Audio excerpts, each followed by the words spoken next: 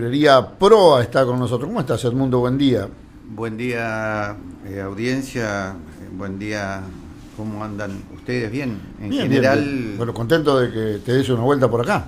Bueno, sí, la idea es que a veces a las librerías se las ubica en tanto y cuando una necesidad por ahí de urgencia, ¿viste? De lo que dicen, necesito un texto, necesito un código, necesito un libro para mi profesión, pero paradójicamente la librería, rememorando otras épocas, se ha ido poblando de material que tiene que ver con esta dinámica que ha tomado la sociedad de ir informándose para poder estar al tanto de la toma de decisiones. Y se han empezado a publicar mucho material que tiene que ver con historia, con ensayo histórico, con ensayo sociológico, con ensayo político, y se había perdido un poco ese tono, había quedado como en una especie de segundo plano, donde las urgencias o las circunstancias,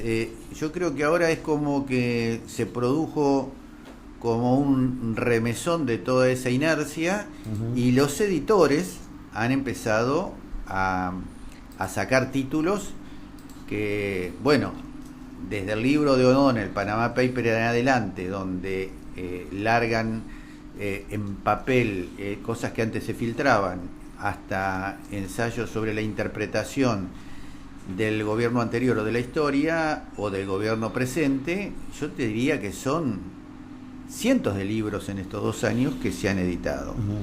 Y de repente sería bueno empezar a informarlo, o por lo menos yo decía, mandar una listita para que ustedes tengan de lo que se publica. Es como una cartelera, digamos, de todo lo que hay disponible, porque sacan todas las editoriales. Todas las editoriales están viendo que es un tema que puede atrapar, pero hay cosas que por ahí pueden servir, como este que yo te traje ahora, que seguramente lo vas a tener para poder ir despuntándolo en la próxima semana, donde hay 200 años construyendo la nación, con una interpretación de varios autores de las distintas épocas del país, desde los inicios y de los albores de la revolución. Pero lo interesante acá es que no solamente habla de la ideología de Mayo, sino de la bibliografía de Moreno, por ejemplo. Hay un ensayista en un capítulo que habla qué leía Moreno, qué era lo que se llegó a conocer y qué era lo que hicieron creer que él leía. Claro, sí. Sí, a ver, yo desde hace tiempo, lo que pasa es que como uno no es un científico, es nada más que un observador, en algunos casos avesado, en algunos casos un lector interesado en determinados temas, concluido con algunos amigos, periodistas y entusiastas de la cosa, que la Revolución de Mayo todavía no terminó, porque la frustraron los ganaderos de la provincia de Buenos Aires, que son los mismos que son los dueños de la Argentina hoy. Hasta se repiten apellidos, ilustres apellidos en algunos casos, y con prácticas que eran precisamente las prácticas de la colonia española en aquel momento, universales hoy. Sí, realmente estamos en un esquema inclusive donde el purismo entra a ser una de las formas de presentación a la sociedad de determinados personajes. Y me hace acordar a los puristas españoles que venían poblando la América desde el Paraguay y decían: nosotros somos con una genealogía, y venían mestizados desde el Paraguay, ya con las indias del Paraguay, con hijos, y vinieron haciendo la colonización hacia Santa Fe, que después cruzaron Entre Ríos.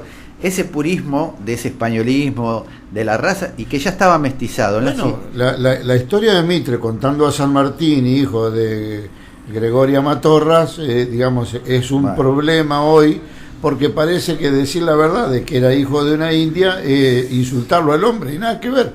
Cuanto más mestizo y natural sea, más mérito tiene un tipo que se volvió a los 18 años con una convicción libertaria, digamos. Bien, ahora, ese purismo, cuando desde la historia y su perspectiva se traslada a una realidad más reciente, que puede ser la crónica, empezamos a tener un purismo no solamente histórico, sino ideológico, donde se paran desde un punto de vista a diagnosticar o ver o criticar, y de repente no resisten una historia de archivo de no más de 5 ni de 3 años. Acá no estamos hablando de 100 años atrás. No.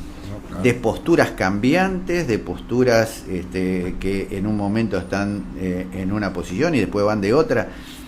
Por eso es importante a veces el soporte de papel contra la inmediatez de la información voluminosa que hoy corre por los medios de comunicación. El papel se sostiene sobre algo que está escrito, que uno puede volver, que pueda releer, que puede analizar y que no se le escapa de repente a la consistencia de poder bajarlo a la interpretación de lo que uno tiene que tener para poder tomar una posición. Pero te reitero, en este libro que te vamos a dejar para que lo evalúes desde el punto de vista inclusive periodístico, y vos que sos un lector de historia, vamos a encontrar las ideologías de Mayo en la primera sección. Después ya los dilemas de la organización nacional en el segundo capítulo, donde entran Echeverría y Alberdi.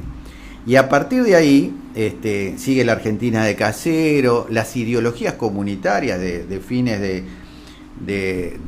1800, ¿no es cierto?, 1900, con toda la introducción de la inmigración y las ideologías que traían en ese momento. Las ideologías que trajeron la gente que trajo Urquiza para educar, que eran prácticamente algunos socialistas corridos de la Europa de aquel momento.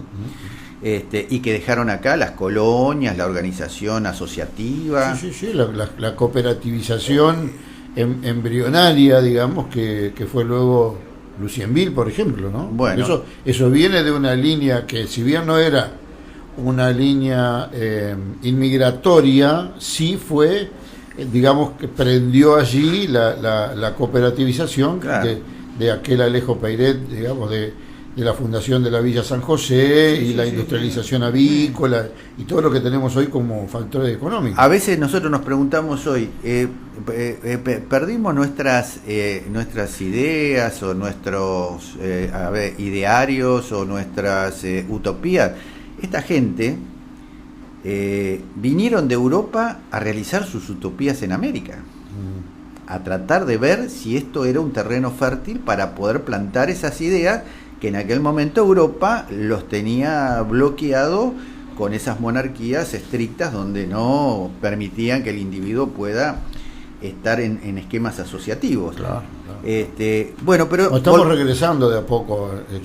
Todavía no tenemos rey, pero vamos para ese lado. Bueno, en el libro seguimos con el asomo del radicalismo, ¿no es cierto?, en el principio del siglo XX.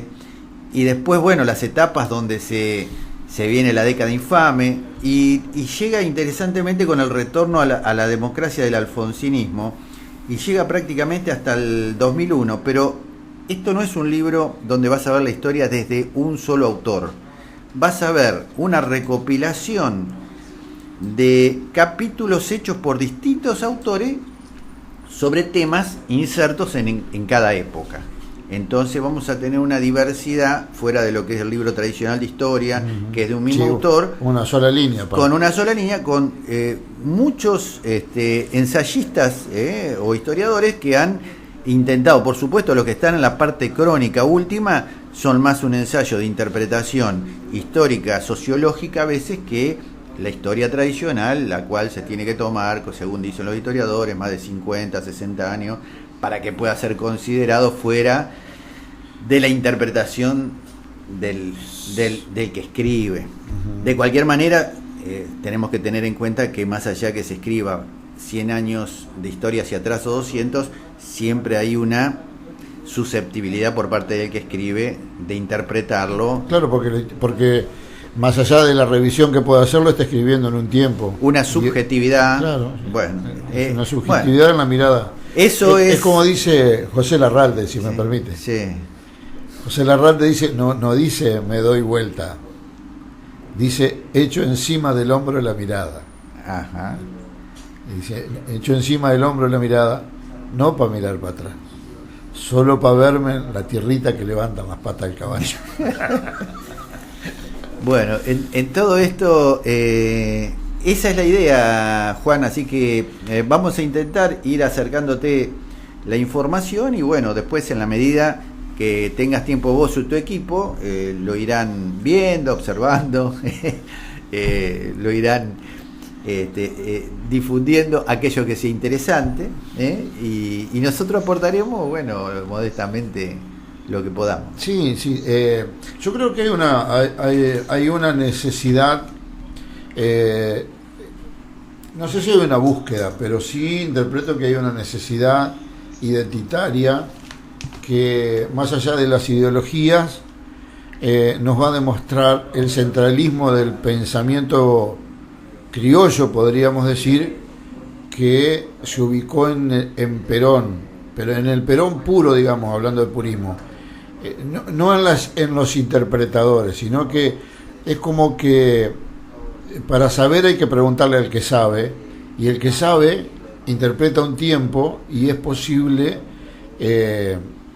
preguntarle más adelante cómo se definen determinados temas, porque además Perón era un gran analista de los comportamientos humanos y los comparaba con, digamos, no hablaba en terminología psicológica ni nada, sino que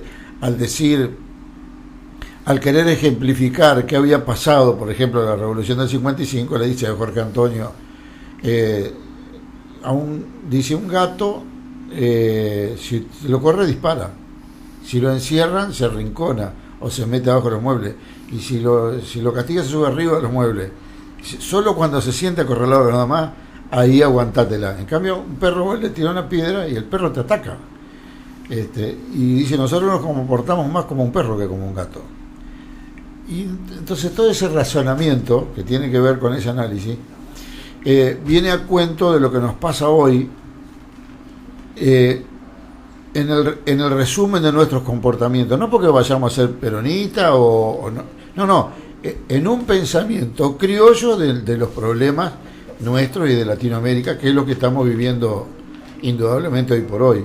Y lo que te decía acerca de que ahí vamos hacia los comportamientos monárquicos que no dejaban el asociativismo, ya hay indicios de el desbancamiento de todo el sistema cooperativo que se armó en los 10, 12, 15 años anteriores, y empiezan el tema de los préstamos personales, todo lo que es dejar una porción de la sociedad afuera, porque hay una porción de gente que en ese sistema jamás va a entrar. Sí, así que mirar la historia para poder realizarse es casi una necesidad hoy. Por eso te decía, no sé si vos lo observás de la misma manera, sí. Hay, creo, una necesidad de valorar la identidad que no existía hasta ahora. Sí, yo creo que la idea de que la individualidad puede salvar a una sociedad está lejos de ser.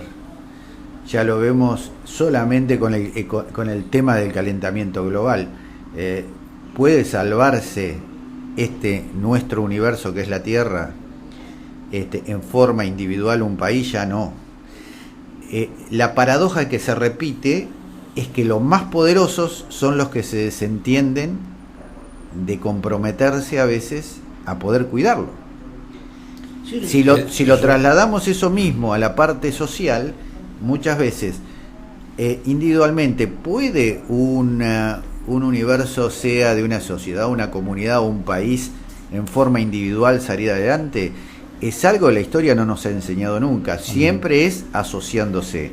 Ahora, en esa asociatividad tiene que haber una paridad para que la mayoría, y sobre todo aquellos que necesitan equilibrarse desde la necesidad, puedan tener el aliento de adherir, porque si no, si ven que... Sí, claro, ahora, fíjate vos, estamos hablando de calentamiento global, estamos hablando de estados poderosos y de gente poderosa, y nosotros vemos a Tonkin parado sobre el acuífero Guaraní, y a Luis sobre las aguas de la cordillera, así que nos queda el agua salada nomás. Sí. Y el Banco Pelay. Sí. Por ahora. Por ahora.